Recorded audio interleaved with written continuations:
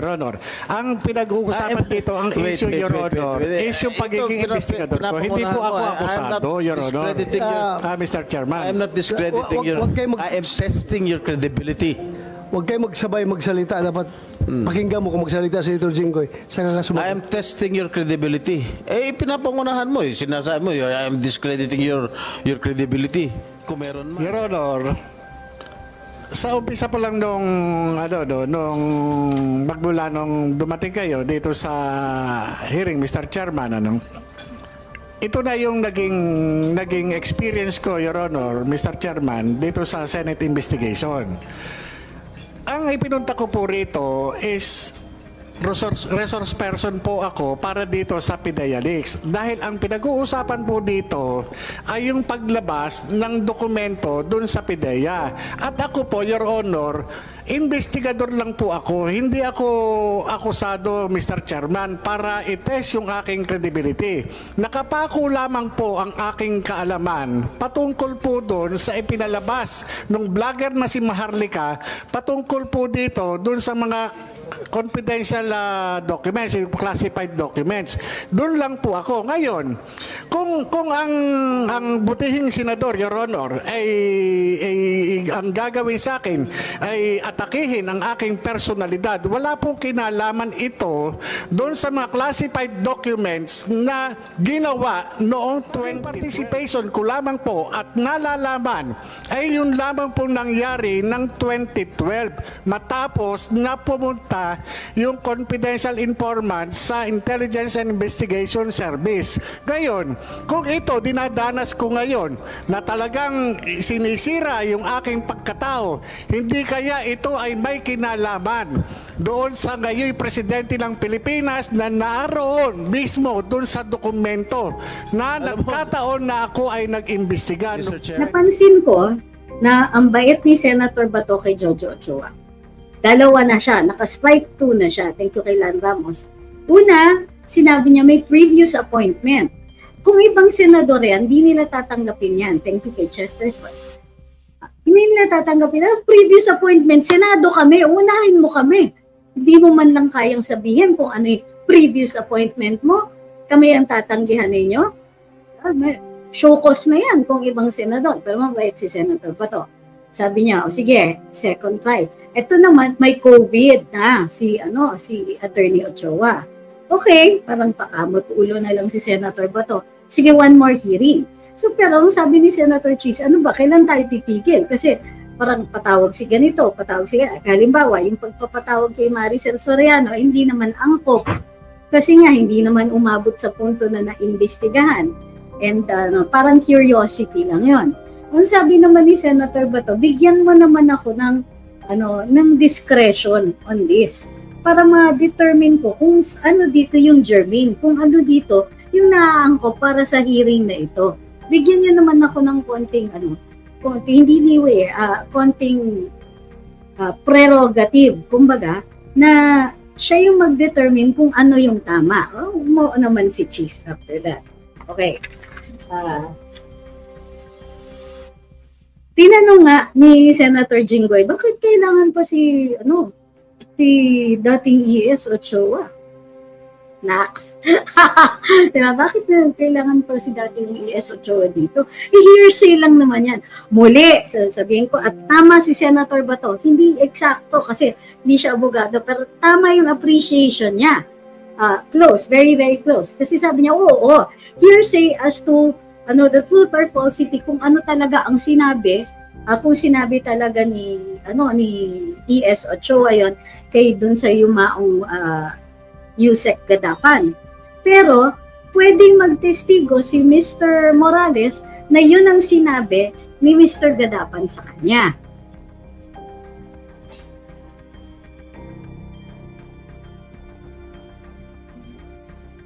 Sabi ni Roel, wouldn't it be useless to ask Ochoa dahil sigurado i-deny lang niya yung rape? Ito yung para sa akin. Kung i-deny lang niya, o kahit i-deny lang niya, bakit nakadalawang na siya? Dalawang, how do you call this? Continuance na siya. Yung mga tipong, ay, hindi makapunta. At tingin ko dito, hindi na lang habang nagre-request dun sa ibang mga tao na, uy, sabihin niyo, huwag na akong patawag. Bakit? Tingin ko hesitant siya. Alam mo, kahit sino, magdadalawang isip. Kahit sabihin pa natin, i-deny lang niya yon, he will be, if that denial is a lie, magdadalawang isip siya kasi ang laki ng consequences niya. Kahit sabihin pa natin na powerful sila and the consequences can be mitigated, I think hindi niya gustong mag-lie. Thank you kay Susie Flores. Sabi ni Ford, kahit si Kumar, parang intentional di patawag. Hindi. Sinabotahe nung... Alam mo yun. Sige, mamaya pag-usapan natin yun.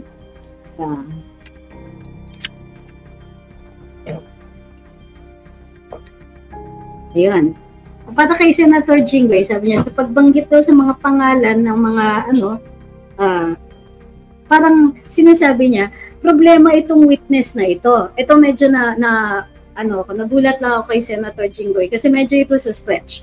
Ang sinasabi niya, itong gusto na niyang i-declare na itong si Mr. Morales, sinungaling yan eh. Every time may dinadawit siya na pangalan, katulad nga nung kay E.S. Ochoa, nakakasira siya nung tao na yon. Pero wala namang due process at walang privacy. May posibleng nakaka-violate tayo ng right to privacy nila. Kaloka! Diba, ulit-ulit, sinasabi ni Senator Jinggoy yun. Itong, sinungaling ito eh. Yung mga banggit siya ng mga pangalan kung ano-ano nang iniisip ng mga tao, wala naman silang due process at baka na-violate yung kanilang privacy. Kaloka. Pero si Mr. Morales, yung bakbak niya, sinungaling ka, dami mong kaso, gano'n. May perjured statement ka, nagtanim ka ng ebidensya and all that. Hindi ba yun? Paninira din at hindi ba po yun ay kulang din sa due process? So, para sa akin, medyo nagugulat lang ako minsan sa statements ni Senator Jinggoy. Gayon pa man, ang problema talaga, power kasi talaga ng Senado to ask any question that they want. Pero wag naman sana yung overreach, di ba? Ay, nako. Hindi pala, yun. Ay, nako, nakakaloka. Thank you uli kay Susie Flores. Alright. Sabi pa, tapos nag-i-insist si Senator Jinggoy na walang ebidensya si Mr. Morales. Wait, mali yun. Kasi nga, andyan yung document. But we'll talk about soft copies and what we call secondary evidence later on. Pero, ang sabi ni, ulit-ulit na sinasabi ni Senator Jinggoy, walang, ay shucks, ano ba to? Hindi pala ako naka-filter dun sa TikTok. Madumi yung lens ko. Okay. So, akala ko naka-fog filter eh. Okay. So, sinasabi niya paulit-ulit, walang ebidensya. He said that all throughout the hearing. Halos 5 oras paulit-ulit. Every chance he gets, sinasabi niya, wala siyang dalang ebidensya. Mali! Kasi ang testimonya ni Mr. Morales ay ebidensya ng kanyang pagwi-witness, pagsasaksi ng mga kausap niya at yung fact na siya ang nag-execute ng document. Okay? So, hindi, mali si Senator Jinggoy doon. Yung testimonya niya, yung affirmation niya, yung identification and due execution ng document po na yon ay ebidensya din. So, mali po yata si Senator Jinggoy. Or well, actually, he's arguing for a position that's not consistent with the rules on evidence. Gayunpaman, tama pa rin si Senator Bato at sabi ni Senator Bato, hindi kailangan sundan strictly yung rules of evidence na nasa rules of court. Okay.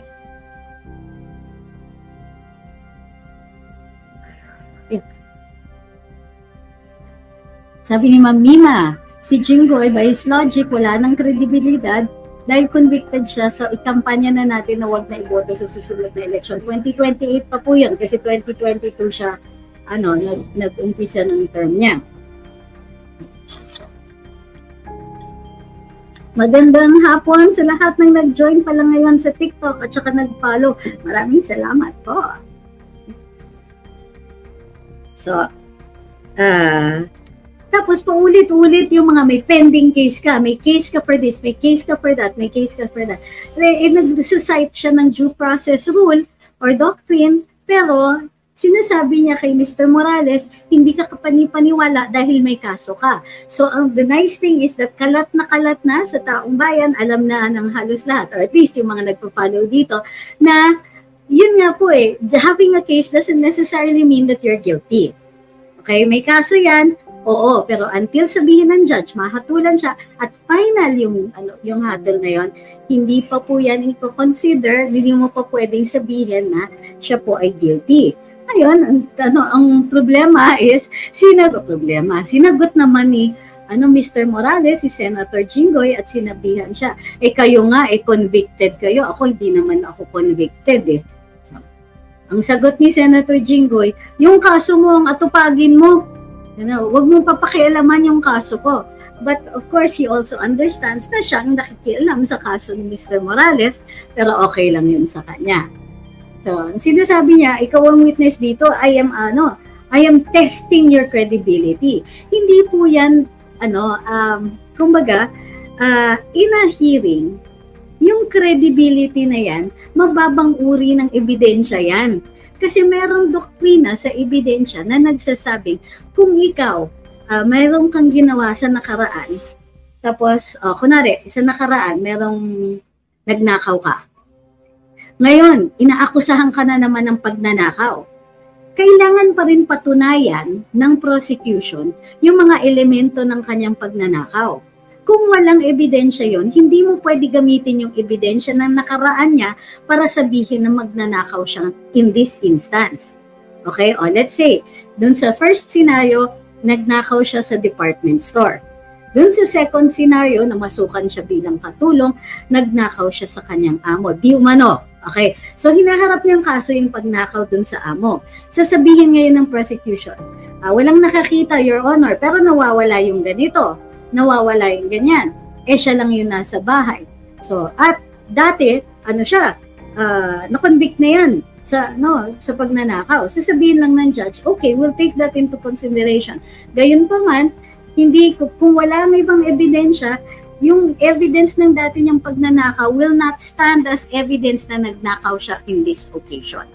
Okay? So maliwanag yan. Yung mga past acts, maaari pwede mo lang idagdag yan sa ebidensya mo, pero it will not substitute for evidence na mayroon kang ginawa o hindi. Doon sa second instance.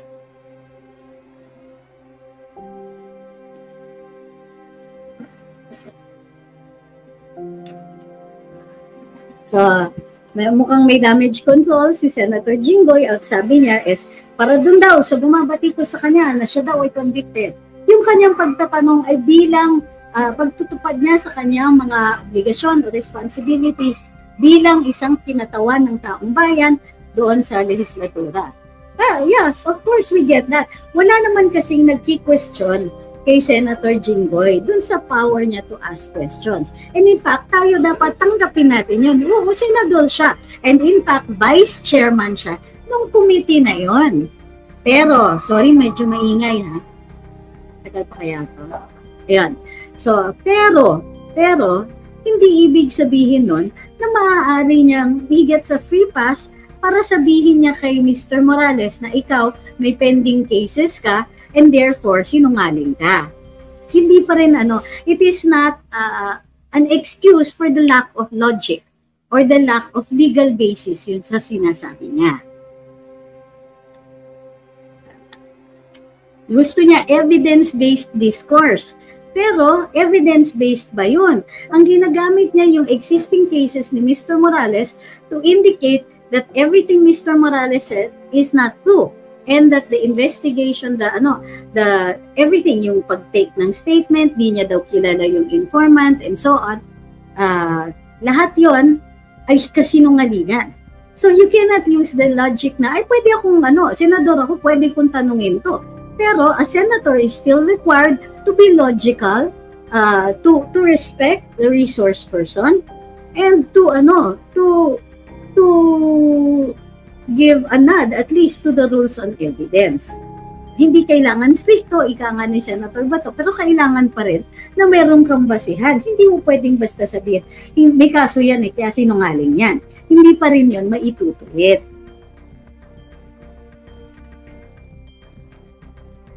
sabi tuloy, in-include niya pati yung na parang, walang ebidensya. Para kay Senator Bato, hindi.